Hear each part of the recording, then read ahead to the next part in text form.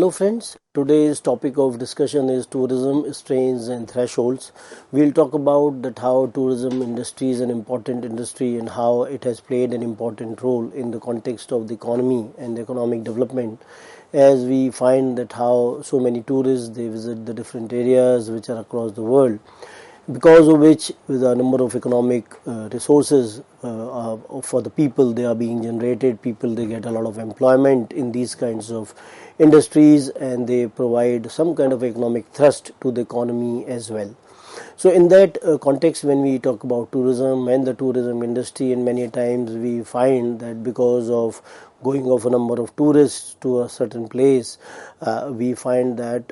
there's a lot of rush in certain places, and because of which a lot of environmental degradation also takes place. So one important aspect of tourism is that when even tourists they are visiting these places, then some kind of an issue with regard to it is that care should be taken that there is no degradation of the environment, because environment is very important to us, and if there is no kind of balance between the human beings and the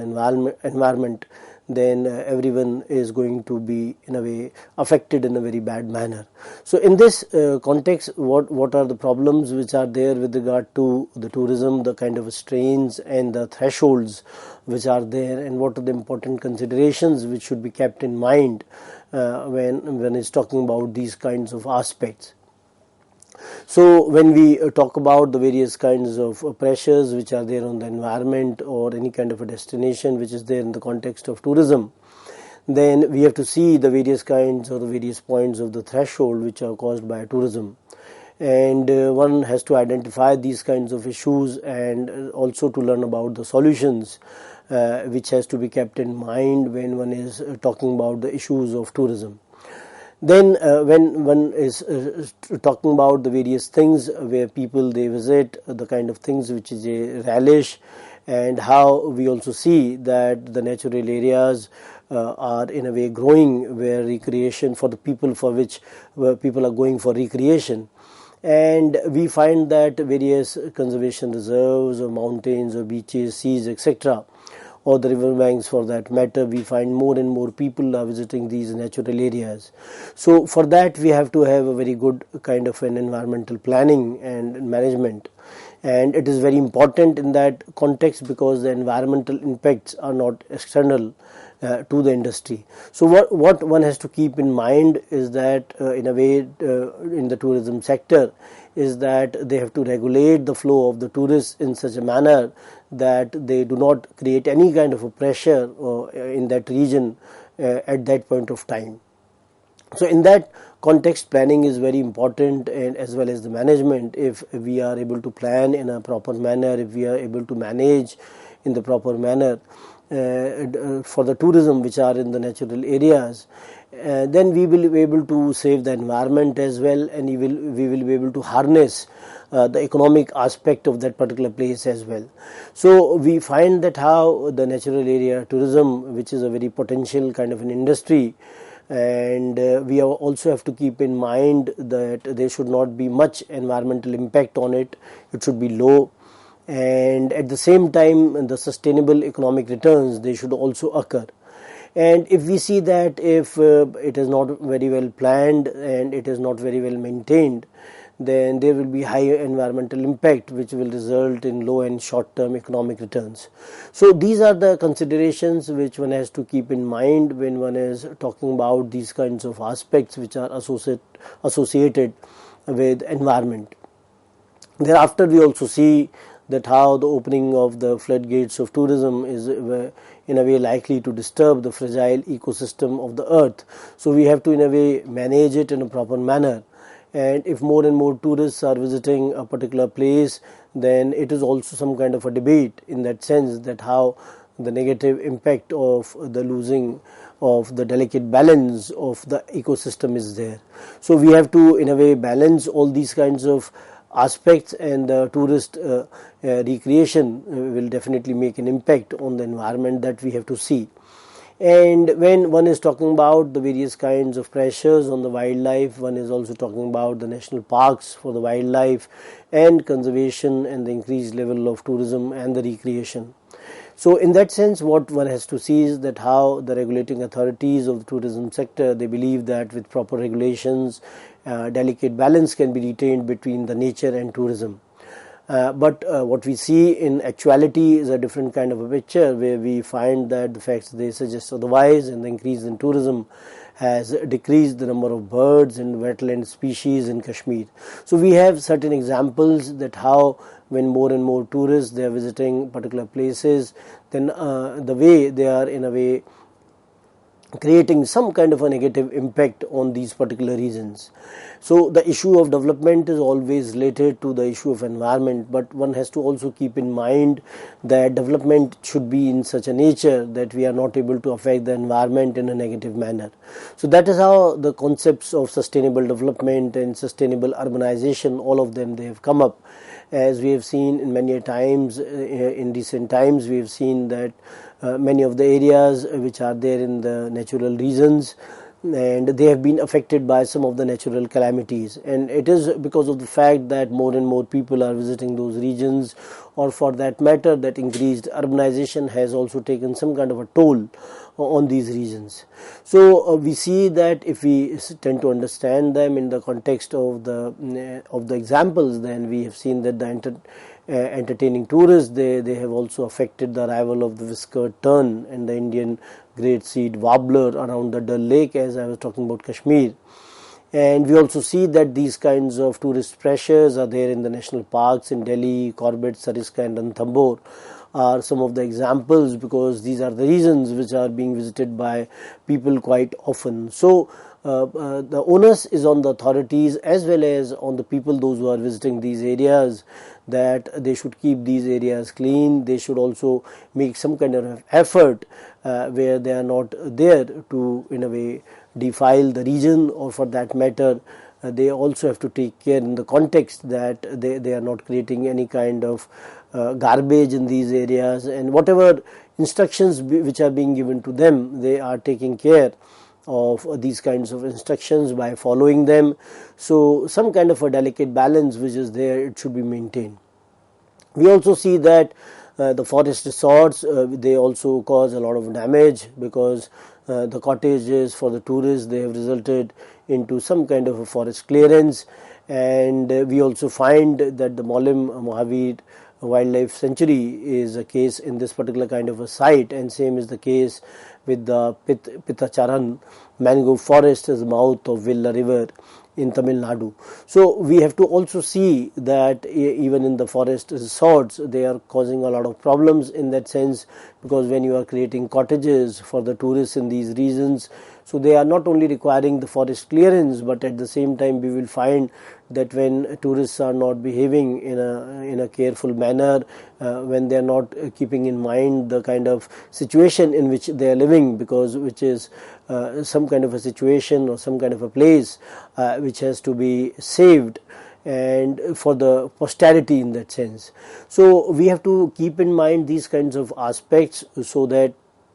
we are able to in a way preserve our natural resources. Then we also see that this can also result into takeover by the common forest plants and the death of the mangrove as well.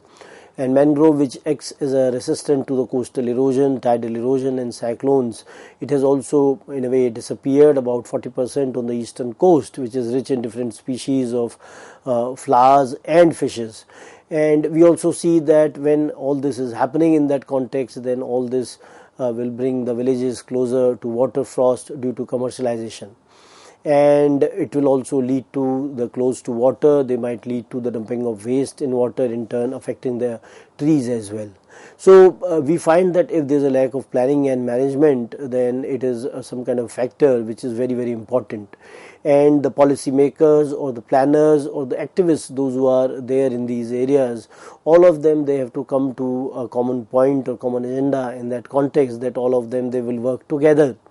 in the context of saving all these areas, maintenance of all these areas, so that the future generations, they are able to in a way handle them in a proper manner, or we provide such kind of an environment where we find that all of them, they are preserved in such a manner that the successive generations, they are all also able to have some kind of a say in all these kinds of issues which are concerning environment. Then we also talk about that how the ecology of the seas and the beaches is very fragile, and we find that because there are two ecosystems, the land mass and the water mass, and both of them, they are interacting at this place. So what one has to see is that a balance has to be created between these two biomass, whether the water mass or the land mass. So these kinds of ecosystems, they have to be in a way preserved, and we also see that the balance between the two should be maintained, as cultures surviving along these sea coasts, they are also very delicate. So tourism developed along the sea coast is basically luxury tourism, and we find that such kind of a tourism has definitely given an opportunity to the people to visit such areas. And apart from that, we also find that when one is talking about the luxury tourism in that sense, then the tourists, those who are visiting these regions, they are given some kind of plenty of opportunities to engage in the water sports as well, and they are being called as luxury because a lot of money is being spent on these kinds of activities in these regions. And when one is talking about the various kinds of examples, then we find that Aguada, as a seaside village in Goa, was a peaceful place where the toddy tappers, fishermen and the farmers, they lived a self-sufficient life till some hotels and the resort, they appeared. And the example of Aguada is the hotel acquired the vast stretches of the village land, and the hotel cut the dense forest cover around to construct road which disturbed the natural sewage system of the region. So such kind of examples will in a way communicate to you that when development is taking place, when more and more hotels are being made or the resorts, they are being constructed, then we find that for some kind of a paraphernalia, some kind of basic necessities which are there, the construction of the hotels and the resorts, they are also being constructed. As it happened in the case of Agoda, we find that the road was being built so that the tourists, they could go to the resort or the hotel. And then we find that when these kinds of things, they are being done, then other infrastructural necessities of the tourists, they are also there. And when such kind of chains, hotel chains, they purchase the land, they not only clear the lands in that sense, but at the same time they are also creating some kind of basic infrastructural facilities for their own, for their guests, those who will stay at these places. So we find that when such kind of activities in the framework of the construction, in the framework of the development, they take place, then they in a way affect the delicate balance in the context of the environmental concerns of these regions. And we find that when one such place is being established, then the others, they also come for the competition. And we find that not only they engage in hotel construction, but many a times we find that the hotels, they have swimming pools, they have golf courses, they have other amenities in their vicinity, and because of which now they have to purchase more and more land, and this basically disturbs that region. It changes the ecology and the ecosystem of that region. And we find that apart from the sea, there are other natural scenic beauty spots, and they have also been replaced due to the man-made construction. So the interference of the man in all these kinds of constructions is one of the threatening aspect with regard to nature. And we find in the case of Andaman and Nicobar Islands, the projected as tourist paradise is an ecologically disastrous project, because more and more tourists, they are visiting these places, and many times, especially in the tourist seasons, we find that there is shortage of flights, all the hotels and the rest houses, they are booked, and people, they are going to all these places for a number of water sports as well. And we find that islands, they are being provided with the free port, shopping complexes, hotels, casinos, race courses, deep diving facilities, water sports, and scuba diving. So these kinds of activities which are happening in these regions, these developments, they endanger the safety of an exquisite rainforest and the untapped gene pool of the medicinal and herbal plants in Andaman and Nicobar islands. And most of these islands still have a forest cover of nearly 85%. So what we find that humans, they are making inroads. When humans, they are going in deep into these forest areas, then definitely they are trying to extract as much as possible from these forest areas. So when they are extracting these kinds of things, then they are in a way disturbing the ecology as well as the balance of the ecosystem in these regions. Then when one is talking about Andaman and Nicobar islands, we find that the number of flowering plants on the islands are estimated at 2,300, and about 100 plant species have already been disappeared. And the most exquisite feature of Andaman is the coral, glistening white and pink and blue waters. So we find that over a period of time they will also eventually destroy the coral reefs, and the authorities, it is very difficult for them to stop the tourists from sneaking into other islands to see the naked tribals who are on the brink of extinction due to the encroachment of the settlements. So there's some kind of a tendency in the tourists, those who are visiting these places, that despite repeated warnings, despite repeated guidelines, many of them, they are not very serious in terms of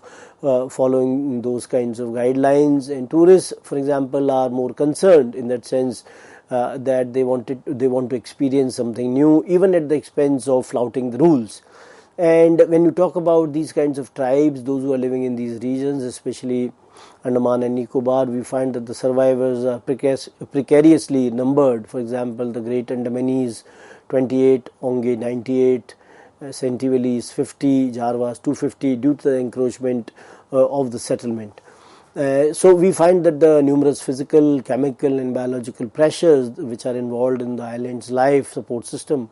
are all interdependent, and if one is threatened in a particular manner, then the others, they will also be jeopardized. So one has to, in a way, take the various kinds of instances which are happening across India, for example, and if you see any kind of destruction of any of the subsystems, the forested hills or the coastal mangrove, so it will also jeopardize or in a way put in danger everything else as well.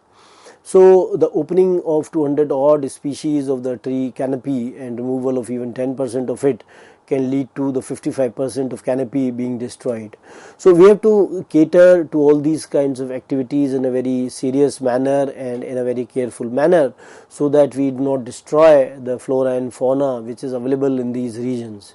So we find that tourism, basically, if it is not being followed in a proper manner, can bring more depredation and destabilization in these regions. And we also find that there is a lot of shortage of water, drinking water on the islands. So how they have to take care of this kind of a problem, because when more and more tourists, they are visiting these places, they also need fresh water for themselves. So when one is not taking care of such kinds of concerns of the fresh water, then the tourist inflow will also decline over a period of time. So what one has to see is that one has to replenish those kinds of freshwater resources in these regions, and that will only be possible when proper planning and management is being done. People, they are being trained to follow such kinds of guidelines which have been framed by the authorities. And at the same time, one has to also conserve water as well, because it is not only a concern in Andaman and Nicobar, as we have talked about, but it is a kind of concern across the world. And even in the regions, some of the regions of India, we find that drinking water facility is not available to that extent to which it should be available. So we find that the already existing tourism has done plenty to destroy the coral in Lakshadweep as well, and how the tourist activities like trampling, littering, overturning of the coral blocks and the scuba diving has spelled death to these delicate kinds of polyps, and how they have damaged the reef which has been built over hundreds of years. So we find that there is a lot of pressures on the mountains, and the mountains, they are not exempt from the tourist devastation as well, because when we find that how tourists, they are also going to the mountainous areas as well. And in that context, when we tend to see the various kinds of examples, then we find that how over a period of time Ladakh has all its trails choked in garbage and filth, which is left by the trekkers, and how the mountains and the valleys, they're strewn with the skins of potatoes and fruits, cooked and uncooked vegetables, shells of eggs, packing of medicines and noodles, tins and dry fruits. And worst of all, we find that the stinking human waste uncovered at various places. So we find that how human beings, they are taking some kind of a toll on these natural regions, and even the mountains and the valleys, they are being choked with the kind of garbage which has been deposited by the human beings when they are going as tourists in these regions. So such kind of attitude of the tourists and such kind of non-regulation by the authorities will create some kind of havoc in the life of that particular place, and it will definitely create a situation in the long run where we are going to lose all these tourist areas because of the too much influx of the tourists. Then we also find that certain kinds of examples with regard to the Nepal, we find that 200 kilos of garbage was removed from the Everest alone, and a massive deforestation accompanies each of the expeditions up the peak. So only 7% of the tourists, they use fuel other than the wood,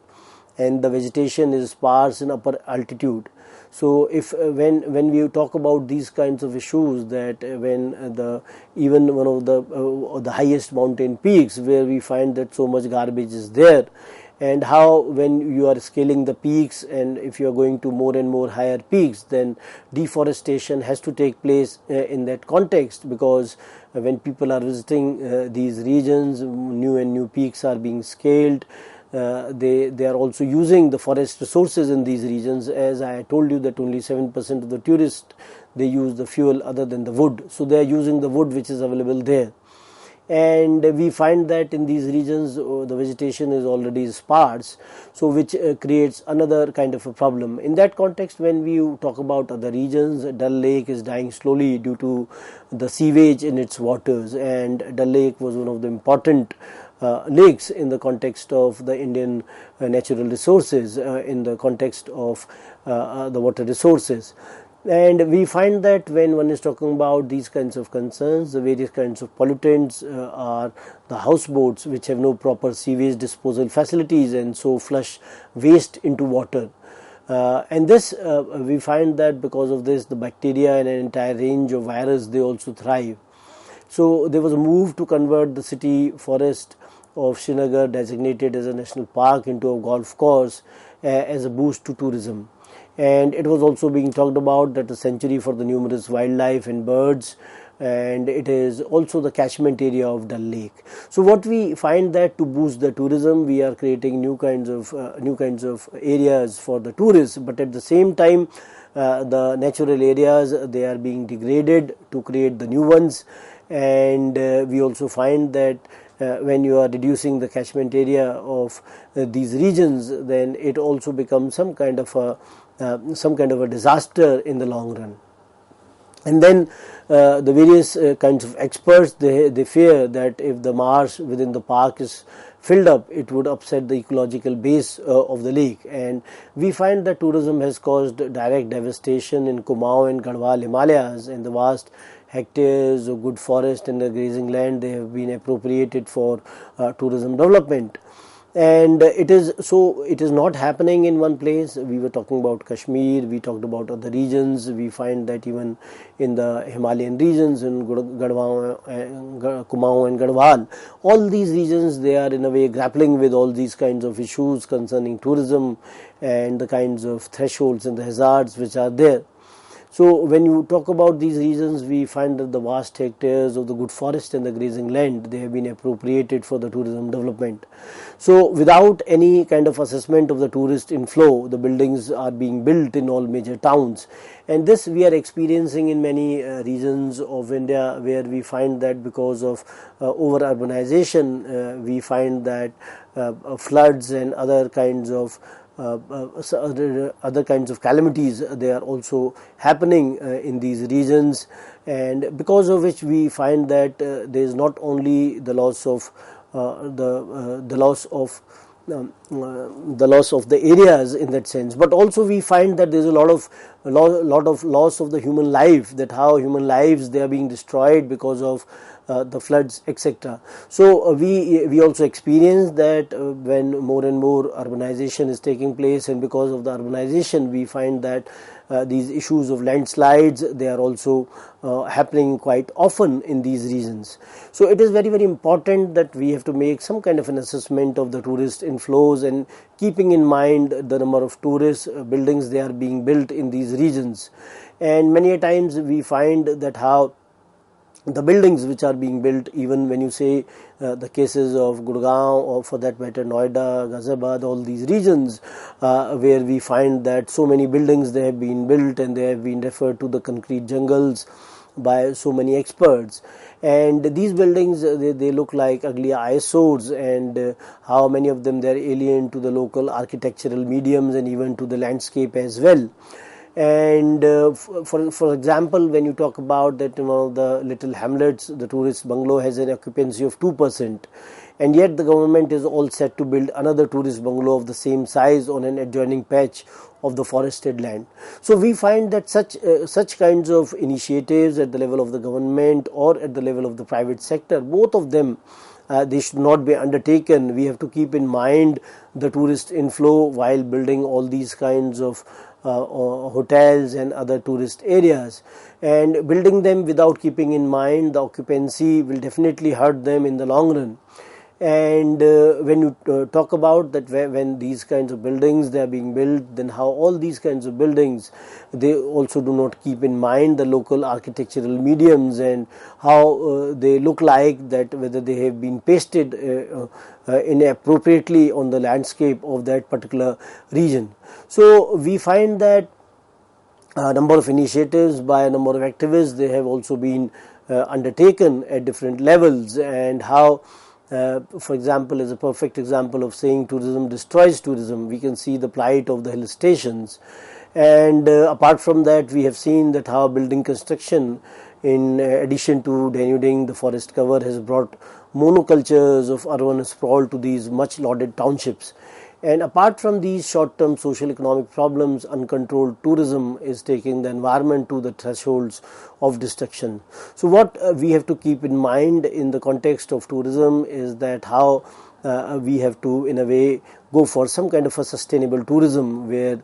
tourism industry is also thriving, but at the same time we have also to see that environment does not become some kind of a casualty to tourism. So development itself is an important concern, but at the same time we have to also see that the environment is also being preserved. So in this context, we'll talk about more kinds of aspects. We will also talk about the various examples in that context in our next lecture. Till then, thank you very much.